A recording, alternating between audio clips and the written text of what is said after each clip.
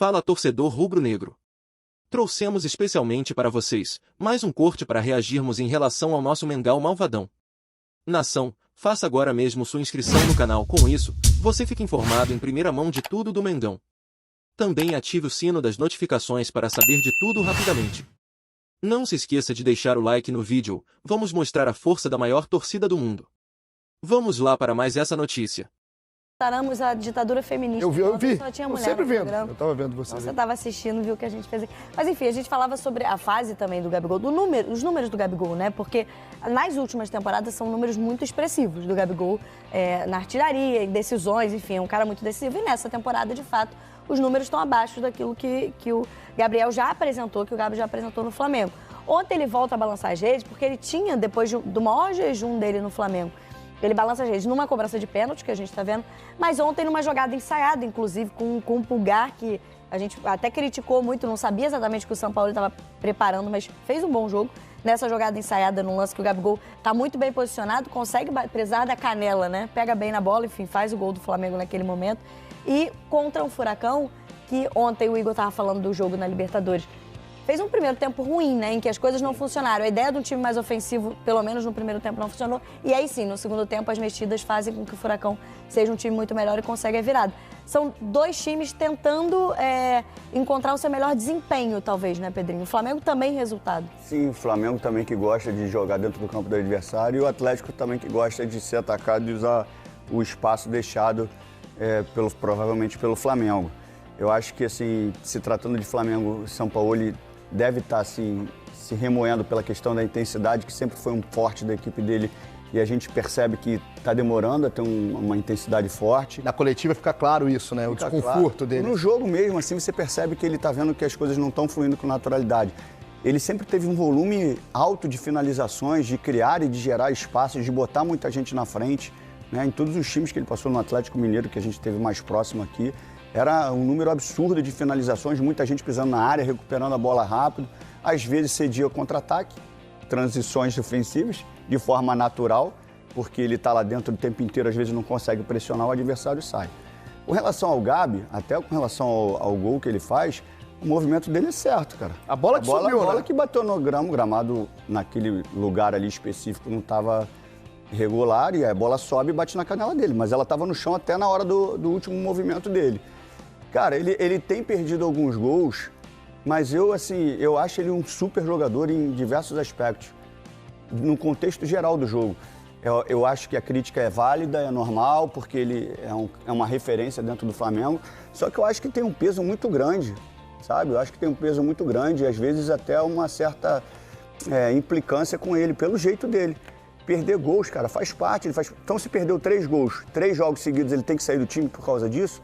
Não, cara, ele é um cara que perturba, que ataca a última linha, que incomoda o adversário, sabe? Que não pipoca, que vai dentro, que... Ele participa de todas as fases do jogo. E agora, fazendo o gol novamente, pode dar tranquilidade. Aquele gol de pé direito que ele perde, além de não ser a perna boa, esse aí, ó, você vê que a batida não é uma batida segura de um cara que está confiante. Ele bate com medo de errar e erra. Mesmo sendo na perna direita, numa fase boa, ele dá a chapada com a parte mais de dentro, com segurança, para fazer o gol. E aí o gol que ele vai faz o movimento certinho, só que a bola sobe. Mas eu acho que é um Flamengo que a gente já imaginou, depois da preferência, que era o Jorge Jesus. Eu acho que o nome pro Flamengo, no que eu acredito de futebol, o Sampaoli era o nome certo. Agora é uma questão, acho também que às vezes ele exagera nas mudanças, né? Até no padrão mesmo de jogo. Mas eu acho que é o cara certo para dar a intensidade que o Flamengo precisa. Vou colocar uma pergunta de cada lado para esse Furacão, né? E o Flamengo, a gente está vendo imagens. Essa expulsão do Wesley ainda de um garoto, né? De um moleque nervoso, né? Num cilindro, jogar aí é difícil, cara. E o domínio errado, o gesto para dominar errado, a bola escapa e depois ele ainda foi. Cara, mas eu achei que o pé foi embaixo dele. Você acha que é embaixo? Eu acho que é embaixo. Só que ele correu o risco. Eu acho assim, o domínio, para mim, o principal erro da jogada é o domínio. Foi o domínio. Eu acho que ele só foi expulso porque o árbitro expulsou o cara do Doido eu pra acho expulsar um jogador do discutível. Flamengo, Eu acho discutível, mas eu daria esse amarelo. Ele foi por baixo, cara. Eu acho que eu daria. Se olhar, o pé dele tá embaixo do pé do cara do Racing. Na segunda vez que eu vi o lance, eu achei que foi choque. Ele chega do lado e depois tá para baixo, mas acho que ele chega deslocando assim. Mas olhando o jogo, Pedrinho, o primeiro Paulo Turra Paulo Turra já falou que tem uma dificuldade, não é no lado ruim da palavra dificuldade, não. É da questão de ajuste. Para fazer o quarteto ofensivo desse Atlético Paranaense, né? Ontem, por exemplo, a gente viu o Vitor Bueno jogando, junto com o Terans, teve o Pablo e o Vitor Roque. E o Vitor Roque, os dois juntos. Os quatro ali, um quarteto com o Vitor Roque, né, e o Pablo jogando. E aí no banco você tem o Coelho, no banco você tem o Canóbio, você tem o Rômulo entrando, inclusive, no jogo. Essa montagem de um time ofensivo e muito móvel, né, desse Furacão, que se acostumou a ser móvel, esse trabalho do Filipão, e são sequência de trabalho para o Paulo Turra. Qual é a formação desse Furacão para pegar um Flamengo do outro lado, que muita gente deu uma cornetada e a crítica também na boa de trabalho para cima do Sampaoli, que está entendendo o elenco que tem agora, sobre escalação, né, e substituição, e entendimento de momento, né, de um cara ou de outro, e é muito tocado o nome do Vidal. O Vidal é muito falado, o Vidal tem um conhecimento do Sampaoli sobre ele muito grande, desde a seleção chilena, mas o Vidal do Chile de 15 e 16 é muito diferente do Vidal de hoje, de 23, momento de carreira, idade, intensidade.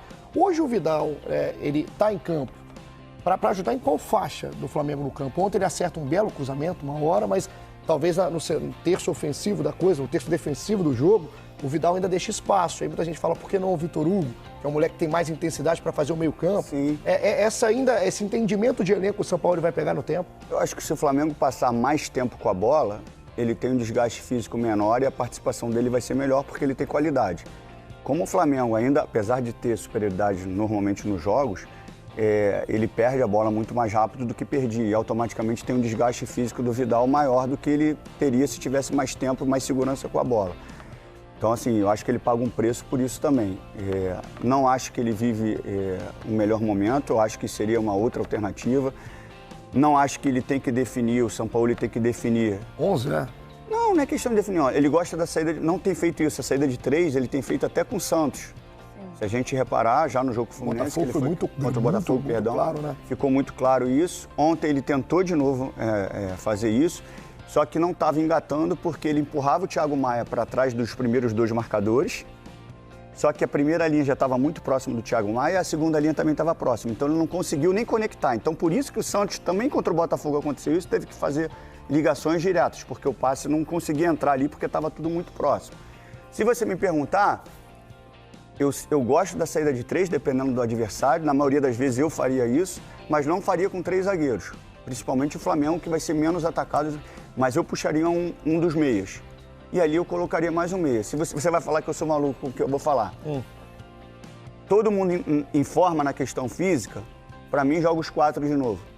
O quarteto. Que ontem esteve em campo. Pedro, Gabigol, Everton e Arrasca. Se tiver em forma, voando fisicamente, com rodagem, para mim joga os 4. Mas, Pedrinho, como é que ele vai fazer? Ele puxa o Thiago Maia para fazer a saída de 3, Ayrton vai ser um ponta, o Wesley vai ser o outro. Mas aí o outro componente de meio campo pode ser o Vidal? Não, aí eu botaria um moleque com pulmão, né? Sem o Gerson, que a gente está considerando o Gerson machucado. Um moleque com pulmão. O Thiago Maia, teoricamente, tem uma qualidade melhor para sair e botava um moleque. Como ele fez como o Dorival fez com o Thiago Maia, eu achei até que o João fosse fazer, era o Thiago que fazia e o João Gomes saía. Então, assim, e ele teria o quarteto, pô. O corredor central dele estaria cheio, né, com os 4. Teria 2 caras que são pontas, pô. São laterais, mas que são pontas, o Ayrton e o... Então, assim, eu acho que ele pode fazer saída de 3 sem mexer, sem botar 3 zagueiros.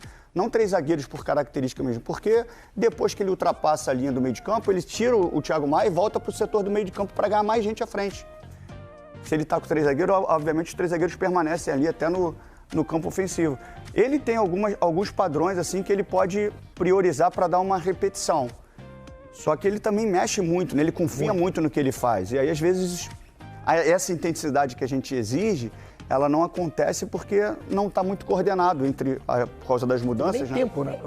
Eu acho que essa é uma questão, não passando pano para São Paulo, mas uma crítica que ele recebeu ontem também foi a questão das substituições. Quando a gente fala, sabe que o São Paulo preza por intensidade, ele faz 2 substituições de jogadores que estão parados há muito tempo, que estão voltando agora ao time, né? Jogadores que têm pouquíssimo ritmo de jogo nos últimos tempos, que são Arrascaeta e Bruno Henrique, que estão voltando de lesão, estão tentando voltar ao time. Ele bota esses 2 jogadores no time. E aí ele foi criticado por que não botar os garotos que entregam mais intensidade nesse momento.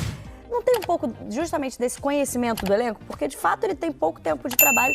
Os garotos ele conhece de pouquíssimos treinos ainda. O questionamento pode ser assim, pô, você pode dar intensidade para esses caras que estão voltando em outros jogos, não da Libertadores. Sim.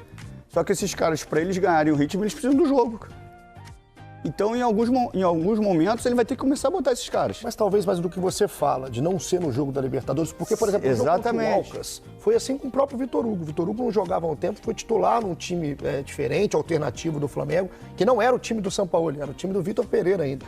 E aí o Vitor Hugo foi colocado, não foi mal. Ontem o Pulgar, que não jogava desde o dia 25 de fevereiro, ele entra no time e foi bem o Pulgar. Não fez um jogo ruim. Queimou a língua, porque ele foi bem, né? A gente não esperava, não sabia o que ele ia fazer. Não jogou como zagueiro, não jogou em linha de 3, estava apertando lá em cima.